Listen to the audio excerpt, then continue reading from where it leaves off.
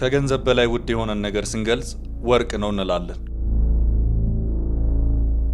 ወርቅ የጥሩ ነገር መገለጫ፣ የውድነት ማሳያ ነው። እዚህ ሀገር ዝምታም ጊዜም ወርቅ ናቸው።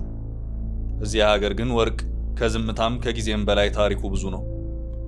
የት ነው ሀገሩ ብትሉን መልሳችን ዱባይ ነው።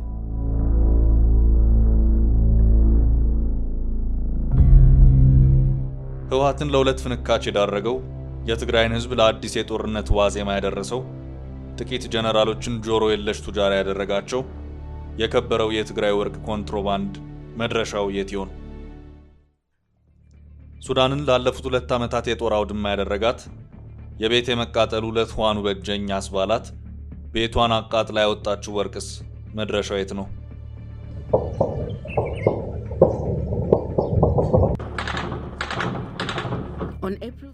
ሚድል ኢስት አይ የተባለ ታዋቂ የቀጠናው ሚዲያ ከሰሞኑ እጅግ አነጋጋሪ ሪፖርት ይዞ ወጥቷል። እኛም ሪፖርቱን ተከታትለን ስናበቃ የወርቅን ነገር ልንመረምር ተገደናል። But this is how more than 400 tons of smuggled gold enters the UAE every year from Africa, worth around $30 billion. ሰላም፣ ጤና፣ ፍቅርና ደስታ ባላችሁበት ሁሉ ይሁን ውድ የፈታ ዴሊ ቤተኞች። ዛሬ ሱዳንና ጎራባች ሀገራት ወርቅ ከሀገሩ በሚስጥር የሚፈልስበትን ህገወጥ መንገድ እንከተላለን። አባትሽም ሳይሰሙ እናትሽ ጭራሽ ሳይነቁ ብቅ በይ ወደ ማታ ልጥራሽና በሹክሹክታ ክፈቺውና መስኮቱን ሰርቄሽ ሊሂድ ሌሊቱን እንዳለው ጌታቸው ካሳ ብሔራዊ ባንክ ሳያየው መንግስት ጭራሽ ሳይባንን አንዳንዴም እያየ የዱባይ ጮሌዎች እንዴት ወርቁን ሰርቀው በሌሊት እንደሚሄዱ ዛሬ እናያለን። አጅሪት ዱባይ ደግሞ እንዴት ብላ በፍልሰት ያከማቸችውን ወርቅ የራሱ አድርጋ እንደምትሸቅጠውም በልዩ ዘገባችን እንመለከታለን። እስከ ዝግጅታችን ፍጻሜ አብራችሁን ቆዩ።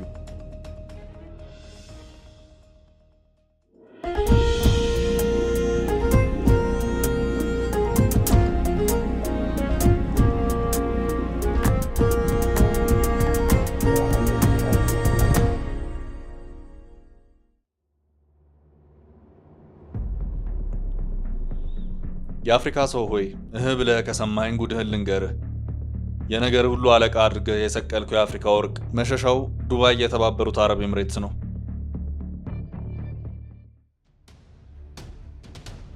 አንድ የሚድል ኢስት አይ ሰሞነኛ ዘገባ እንደሚለው ከሆነ በዓለም አቀፍ ኤርፖርቶች በኩል በሚደረጉ አሻጥሮች በአፍሪካ ብቻ 400 ቶን ወርቅ በየዓመቱ ወደ ዱባይ በህገወጥ መንገድ ይወጣል። ውድ የቻናላችን ቤተኞች ልብ በሉ። 400 ቶን ማለት ወደ ኪሎግራም ሲቀየር 400,000 ኪሎግራም ነው። በሻንጣ እንደ ልብስ ተይዞ ከአፍሪካ የሚወጣው ወርቅ ጠቅላላ ዋጋው ሲተመንም $30 ቢሊዮን ይገመታል። $30 ቢሊዮን ማለት በትንሹ 5 የህዳሴ ግድብ የሚሰራ ገንዘብ ነው። ይህ ሁሉ ወርቅ ያለ ግብርና ቀረጥ በእጅ ሻንጣ እየተጫነ ከካርቱምም ከአዲስ አበባም ከናይሮቢም ከኪንሻሳም እየተነሳ ወደ በረሃዋ ገነት ዱባይ ይነግዷል። ሱዳንን ተመልከቷት። በአሁኑ ወቅት በዛ እየሆነ ያለው ይሄ ነው። ሱዳን ጫፉ ባለ የእርስ በርስ ጦርነት ውስጥ ብትገኝም ወርቅ ግን በከፍተኛ ደረጃ ወደ ውጭ እየላከች ትገኛለች። የትግራይን ስንሰበስበው እሱ እስከ ሱዳንም ስለሚለጠጥ አሁን ሱዳንን በትልቁ የሚያዋጋት የዳርፉር ወርቅ እነ ዳጋሎ ምናምን። የሱዳን ወርቅ መድረሻው ዱባይ ነው። አንድም የወርቅ ማውጫ የሌላት ዱባይ የዓለም የወርቅ ከተማ እስከመባል ደርሳለች። 7000 የወርቅ መሸጫ፣ 20 የወርቅ ማቅለጫም አላት። ቀዳማዊ ኃይለ ሥላሴ ምን ላይ ሊያሳድሩኝ ነው ብለው የናቋቸው ደርግ ፔትሮ ዶላር ያሰከራቸው እያለ የሚሰድባቸው የመካከለኛው ምስራቅ ሀገራት አፍሪካን ከነዳጅ ጉድጓዳቸው በቀዱት ዶላር ከወርቅ እስከ ሰላማቸው እየገዟቸው ይገኛሉ። ነዳጅ አንድ ቀን እንደሚያልቅ የገባቸው አረብ ሀገራት ወደ ወርቅ ግብይት፣ ወደ ቱሪዝምና ታዳሽ ኃይል ቢዝነስ እየገቡ ይገኛሉ። ከ2008 የኢኮኖሚ ቀውስ ማግስት እንደ ሩሲያ፣ ቻይና እና ህንድ ያሉ ሀገራት ዶላር ላይ ያላቸው እምነትና ተጠቃሚነት እየቀነሰ መጥቷል። በዚህም ዳግም የወርቅ ክምችታቸውን ማሳደግ ቀጠሉ። የፔትሮ ዶላሩ ሀገር የተባበሩት አረብ ኤምሬቶችም ያላትን ከፍተኛ የሆነ የነዳጅ ክምችት ወደ ዶላር መቀየር ላይ ትኩረት አደረገች። ይህ ትኩረቷ ወርቅ ያለባቸው ዓለም ሀገራትን እያሰሰች መወዳጀት ላይ ትኩረት እንድታደርግ አደረጋት።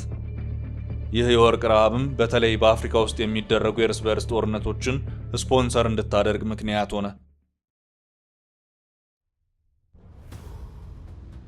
ከዚህ የአረብ ኤምሬቶች የወርቅ ረሃብ ብዙ የተጎዳችው ደግሞ ጎረቤት ሱዳን ናት። 1.88 ሚሊዮን ስኩዌር ኪሎ ሜትር የቆዳ ስፋት ያላት ሱዳን በቢሊዮን ዶላር የሚገመት የወርቅ ሀብት እንዳላት ይታመናል። 20 ዓመታትን የፈጀው የሰሜንና የደቡብ ሱዳን የእርስ በርስ ጦርነት ሲጠናቀቅ በተደረሰው የሰላም ስምምነት ደቡብ ሱዳን ተቆርሳ አዲስ ሀገር ሆነች።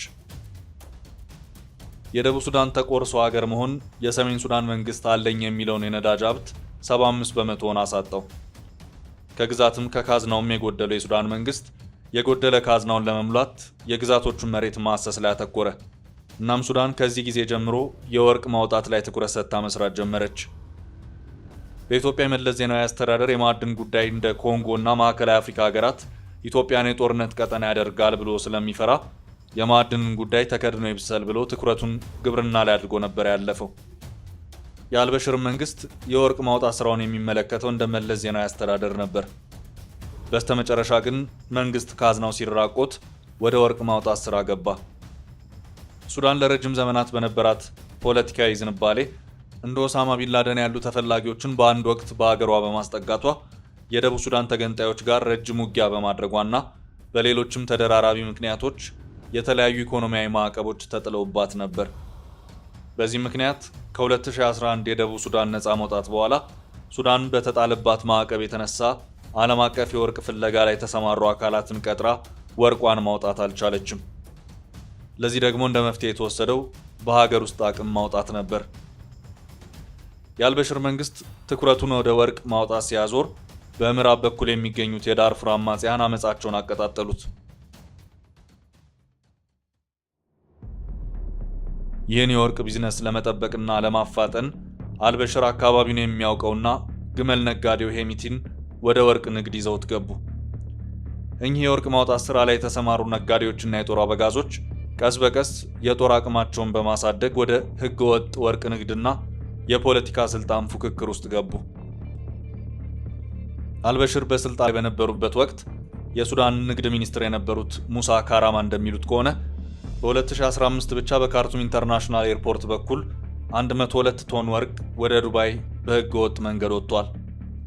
በእጅ ቦርሳ፣ በህክምና መሳሪያዎች ውስጥ እና በተለያየ መንገድ ተደርጎ ወደ ዱባይ የተላከው ይህ ወርቅ ጠቅላላ ግምቱ 46 ቢሊዮን ዶላር ነው። 46 ቢሊዮን ዶላር ማለት በወቅቱ ሱዳን ግብር ብላ ከህዝቧ ከምትሰበስበው ግማሹ ማለት ሲሆን ሱዳን በዛን ዓመት አምርታ ወደ ብሔራዊ ባንኳ ያስገባችው ግን 70 ቶን ወርቅ ነበር። በሱዳን ትልቁ የወርቅ ማውጫ የሚገኘው ጀበል አሚር በሚባል ቦታ ነው። ይህን ቦታ ደግሞ የሚቆጣጠረው የፈጥኖ ደራሽ ኃይል አዛዡ መሐመድ ሐምዳን ዳጋሎ ሄሚቲ ነው። በ2019 አልበሽር ከስልጣን መውረዳቸውን ተከትሎ ወደ ሱዳን ፖለቲካ የፊተኛው መስመር የመጣው ሐምዳን ዳጋሎ ከስልጣን በፊት ነጋዴ ሆነው ከሚዋላቸው ሀገራት ጋር ዝምድናውን አጠበቀ። እነኚህም ሀገራት የተባበሩት አረብ ኤምሬቶችና ሩሲያ ናቸው። ውዱ የሱዳን ወርቅ በፖርት ሱዳን ወደብና በካርቱም ኤርፖርት በኩል በገፍ ያለ ቀረጥ ይጓዛል። እዚህ ጋር አንድ ጉዳይ እንጥቀስ። ሚድል ኢስት አይ እንደሚለው ከሆነ ምንም እንኳን አሁን ላይ ሩሲያ በሱዳን ጉዳይ አሸማጋይ ሆና ብትቀርብም መጀመሪያ ላይ ግን ፈጥኖ ደራሽ ኃይሉን በዋግነር በኩል ታስታጥቅ እንደነበር ብዙ መረጃዎች ይወጡ ነበር። በቪዲዮ ምስል ታግዘው ከወጡት መረጃዎች በተጨማሪ በ2022 የዩክሬንና ሩሲያ ጦርነት እንደተጀመረ ከሱዳን ካርቱም ዓለም አቀፍ አውሮፕላን ጣቢያ 16 በረራዎች ወደ ሶሪያ መደረጋቸው ይነገራል። እነኚህ በረራዎች ይደረጉ የነበሩት ሶሪያ ወደሚገኘው ሩሲያ አየር ምድብ ሲሆን ሲያጓጉዙ የነበረውም ወርቅ መሆኑ ታውቋል።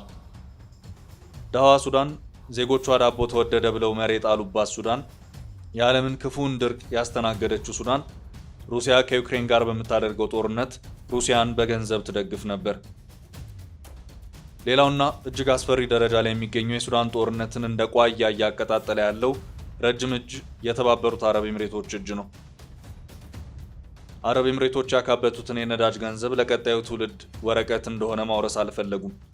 ይልቁንም ውድ ዋጋ በሚያወጣ ብረት መቀየር ፈልገዋል።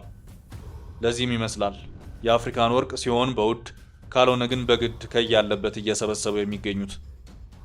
አንድም ወርቅ ማውጫ የሌላት አረብ ኤምሬቶች 20 የወርቅ ማንጠሪያና ከ7000 በላይ የወርቅ መሸጫ ሱቆች አሏት።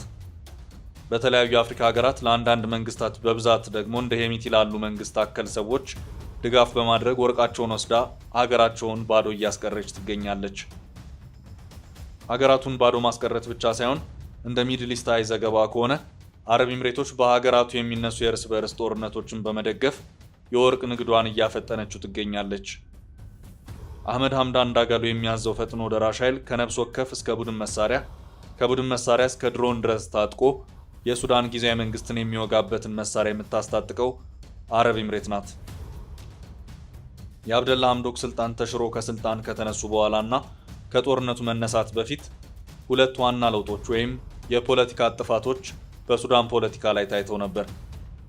አንደኛው ትልቁን የሱዳን ወርቅ ማውጫ ጀበል አመርን ለሱዳን መንግስት አሳልፎ መስጠት ሲሆን በዚህ ስምምነት መሰረት አልጁናይድ ለሚባለው የሐምዳን ዳጋሎ ኩባንያ የሚመራው የሄሚቲ ወንድም አብድረሂም 30 በመቶ ድርሻ እንዲሁም $200 ሚሊዮን ካሳ እንዲሁም የወርቅ ማውጫውን ጥበቃ ደግሞ ለፈጥኖ ደራሽ ኃይሉ የሚሰጥ ነበር። ሁለተኛው ደግሞ የካርቱም ከተማ ጥበቃን ለፈጥኖ ደራሽ ኃይሉ የሰጠ ሲሆን በመጨረሻ ግን ይህ ውሳኔ ለእርስ በርሱ ጦርነት መንስኤ ሆኗል። ፈጥኖ ደራሽ ኃይሉ በሱዳን ጦር ስር ይጠቃለል የሚለው የአልቡርሃን ውሳኔ ውሎ ሲያድር የሄሚቲንም የዱባይንም ወርቅ ያሳጣልና ውጤቱ የለየለት ጦርነት ሆነ። እናም ከዚህ ጦርነት ሱዳንና ሱዳናውያንን በህይወትም በሀብትም ብዙ እየከሰሩ ቢሆን አረብ ኤምሬት ግን ወርቋን እየዛቀች ነው። የሱዳን ፖለቲካ አሁንም እንደ ክረምት ወንዝ እንደደፈረሰ ነው። ጎልድ ኢዝ ጎልድ በሚለው ብሂል ወርቅ ግን ሁሌም ወርቅ ሆኖ የሀገራትን ፖለቲካ ከፊት ይመራል። ቸር ጊዜ ይግጠመን።